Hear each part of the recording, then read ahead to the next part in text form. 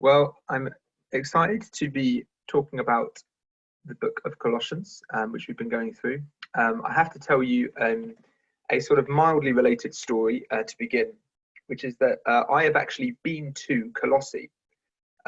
We went with, I was on a trip with Nick Ball, and this was quite a few years ago. It was when there was a lady who used to go to our church called Rachel, and she was getting married in Turkey. And so me and Nick were going out for the wedding, and and I don't know if this was probably Nick's idea, because Nick is very ambitious with planning and trips, and he's like, oh, we can go out there and we can also visit all the 7 churches of Revelation, and we can also follow Paul's journey in Acts, and it's like, Nick, we're here for like 7 days, but okay. So we went in this trip, and one of the places which we were trying to get to and we just could not find was Colossae. Mainly because there isn't actually any excavation done. If you go there, it's just a big mound. Now, I don't know if that's changed in the last 5 years, but when we were there, it was just a big mound, and we just couldn't find it anywhere. And we drove around all these back roads.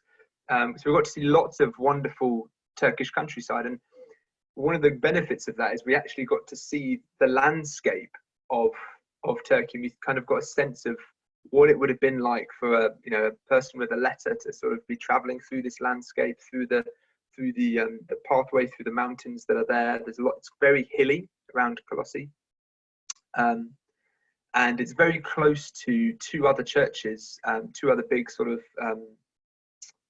like cities in that region. Laodicea is one of them, which, if you know the book of Revelation, the Laodicean church is mentioned. And also another church called in a place called Hierapolis, which is another city just to the south of Laodicea. And there's this sense in which you could get to all of them within a day's journey walking. So there's this kind of sense that they might have all been kind of connected. And at the end of Paul's letter in Colossians, he mentions those 3 places. But anyway, so we were trying to find this place in Colossae, and it took us forever. We finally found it, but that night, for some reason, because we'd been driving around trying to find it for so long, it had sort of lodged itself in my subconscious. And so I was actually sharing a room with Nick at the time, and I walked out of my bed, walked around to where Nick was. I learned this the next morning. Obviously, I had no idea this had happened in the night. And I sat on the end of Nick's bed, and I just began to pull his duvet like that. And I said, Nick, we've got to get to Colossae. We've got to get to Colossae. And Nick was just like, we'll just go to bed. I don't think he realized I was sleepwalking, and just in the total daze of myself. So that's my fun story about Colossae, which I thought I would just tell you because it's a fun story. So today we're looking at chapter 3 in this letter. So if you have a Bible and you want to go there with me, you can. And I'm going to be reading from verse 5. I'm reading from the NLT version, just in case anyone wants to know. So Paul is saying this to the church. So put to death the sinful, earthly things lurking within you. Have nothing to do with sexual immorality, or impurity, or lust, or evil desires. Don't be greedy, for a greedy person is an idolater, worshipping the things of this world. Because of these sins, the anger of God is coming. You used to do these things when your life was still part of this world. But now it is time to get rid of anger, rage, malice, malicious behavior, slander, and dirty language. Don't lie to each other. You have stripped off your old sinful nature and all its wicked deeds. Put on your new nature and be renewed as you learn to know your Creator and to become more like Him. In this new life, it doesn't matter if you are a Jew or a Gentile, circumcised or uncircumcised, barbarian, uncivilized, slave or free. Christ is all that matters, and He lives in all of us. So I thought I would start this by talking about another story, which was my school days. So when I was in primary school, I don't know if you've had this experience, but what we did at the end, when we finished primary school, at the end of the sort of year 6, you finish, everyone seems to have this sort of mass free fall when it comes to their uniforms. And sort of, we sort of leave, and it was a bit like, we'd just been liberated from slavery, and everyone sort of like throws off their uniforms, and people are signing the shirts, and it's like just covered in like marker pen, and it's almost like it's marking the age that I will never have to wear this shirt ever again. And there's this joy that comes, and we don't realize that come September we'll have a whole new uniform to wear, which will be way more constrictive because I have to wear a tie and a proper shirt. But in the moment, you just think, yes, I'm free from this old uniform. And there's a lot of, and it sort of symbolizes, the uniform symbolizes sort of this old way of life, that living as a child and going to primary school. I'm free from that, and I'm now on a new path. And so similarly, we go through stages in our life where we might have different clothing, different things that we put on, and those things that we put on can often represent either our stage of life, or it could represent sort of our personality, what we feel comfortable wearing. For many of us, if we have to sort of work in an environment where we have to wear suits and ties and that kind of thing, that's sort of set by the culture, and sort of we take those things on. And when we're growing up, obviously, we have lots of different fun things that we wear, and then we look back on them and think, oh my goodness, what was I thinking when I was wearing that, or when I had that hairstyle? Or so when I was 15, I used to have long hair. Some of you may even remember when I used to do this. And my mum used to iron my hair, used to straighten my hair for me because I couldn't do it myself. And I'd have that there. And I used to go, when I would go to like a party or go to someone's house, I used to wear like a trilby hat. I don't know why I thought the trilby hat worked well with the ironed hair. Anyway, I look back at those photos, and I almost do not recognize the person I see looking back at me in the photo. I think, what were you thinking? Why were you wearing those things? And I'm sure, if we just had a free fall, we could have a fun game about, find your most embarrassing photo from yesteryear. That might be very fun that might be a very fun game to play, but we won't be playing it today. And so there's something about those things, there's something about the clothing we wear, which shows the part of life that we are in, and shows sort of what we are putting out to the world and what we're representing. And that imagery of clothing is what Paul is using here to talk about our character, our thoughts, our words, our deeds. And he says this, we're to actually get rid of these old ways of being. He said, before you knew Christ, before those things, these were the things that you had. You used to do these things when your life was still part of this world. Now you must get rid of anger. Anger doesn't have that anger doesn't have place anymore in your life in Christ. Or rage, again, similar concept. Malicious behavior.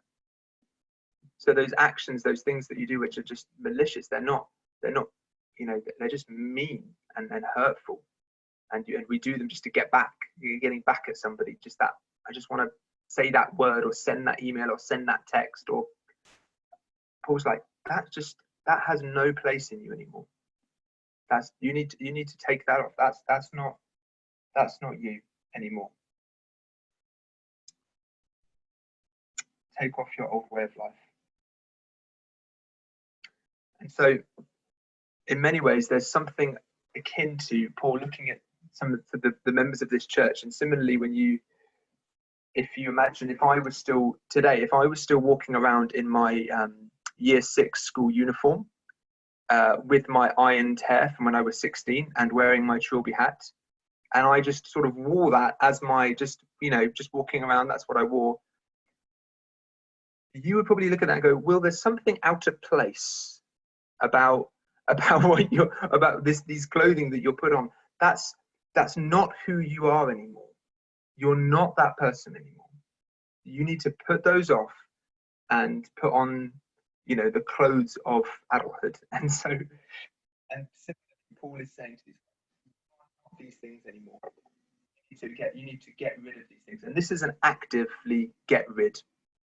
So when you go through your cupboard and you see those things, you think, just actively get them out of your cupboard, throw them away. Get rid of these old ways of life. Get rid of using foul language.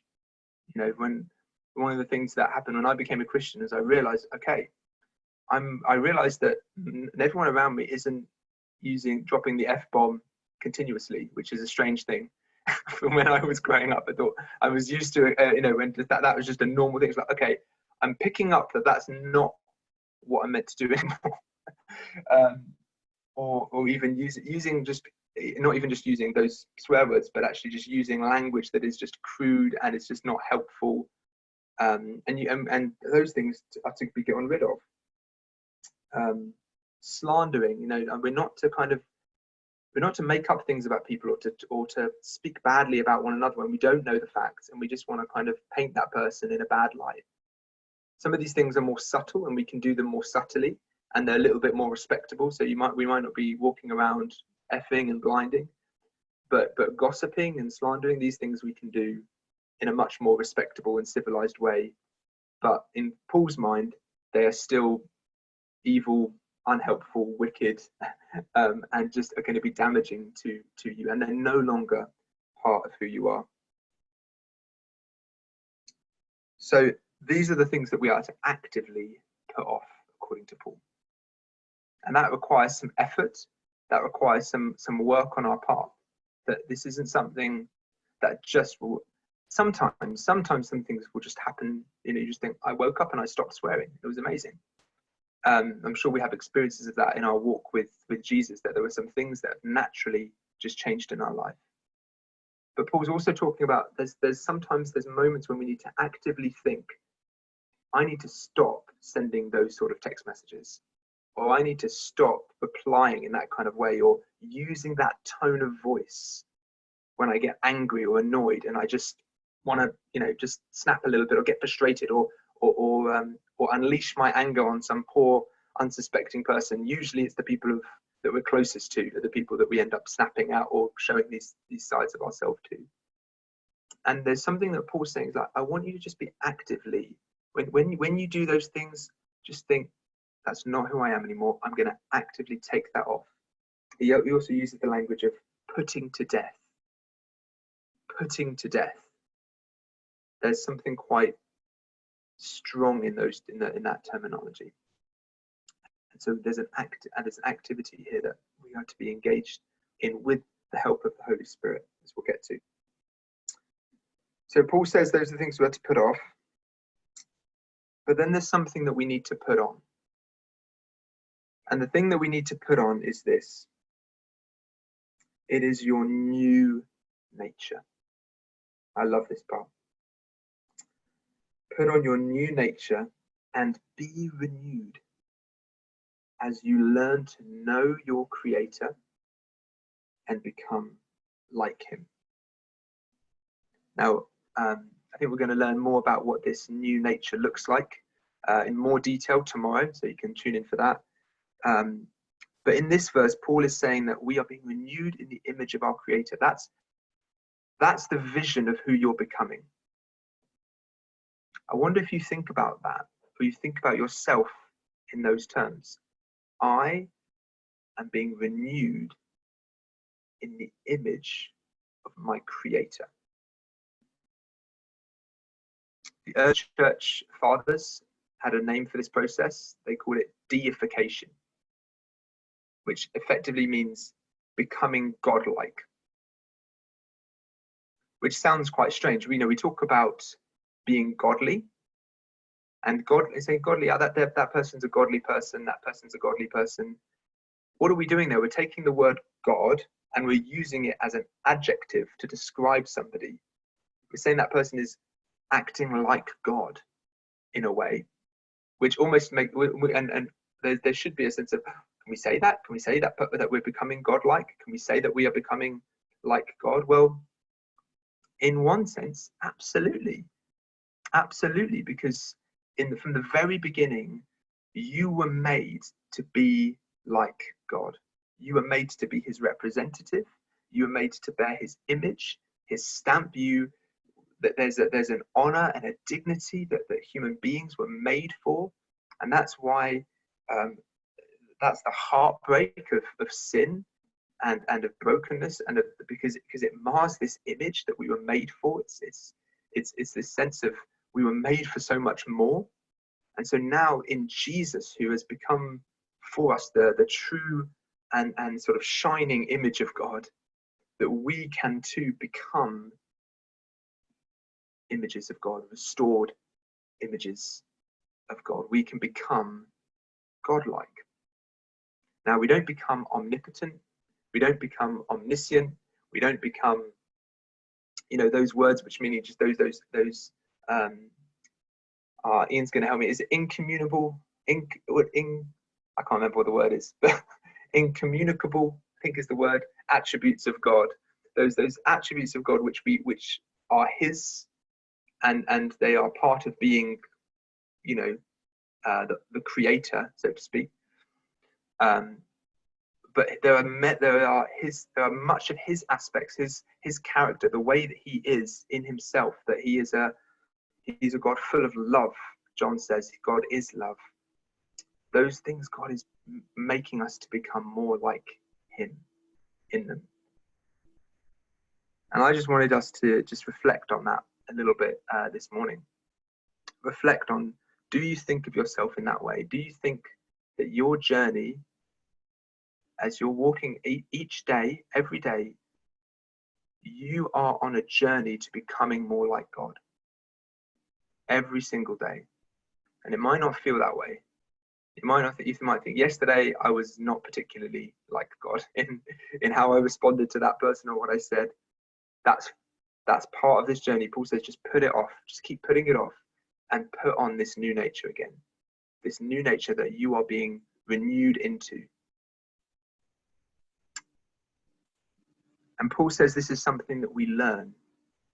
I don't know if you caught that word. That I think that's a really important word. That Paul says in verse 10, be renewed in your new nature as you learn to know your Creator. As you learn to know your Creator and become like him. And friends, we're in the middle of a time of a really difficult season. For many of us, we can be struggling with all sorts of things. Loneliness. We could be struggling with stress or just emotional fatigue, or the uncertainty of the future and anxiety about that, uncertainty for family members and the health of our family members or our own health. This is a time I believe that God is calling to us in the midst of all those situations that we're in, that he wants to make us more like himself. He wants us to learn how to walk like his son did through the suffering, through the difficulty. I think there's a great opportunity for us to grow in being with him, learning, knowing him in this time. Through our day-to-day, through our habits, through walking through this difficult time.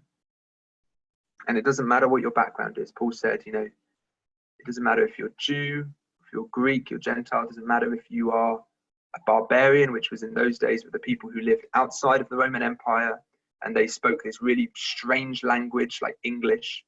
Weird. They thought, what was weird barbarians, outside over there. I'm half Scottish, so I probably would have been considered a barbarian outside of the bounds of the Roman Empire. But Paul said, it doesn't matter. It doesn't matter your creed or where you're from, your background. What matters is that Jesus has redeemed you, that Jesus lives inside of you, and he's the one who's working this through. And so that is our confidence, that this is not just dependent on me becoming more like God just on my own, but that Jesus is the one who's living in me. He's helping me become more like God. He's doing that work in me, as Philippians we read last month. You know, he who began a good work in you will bring it to completion at the day of Jesus Christ.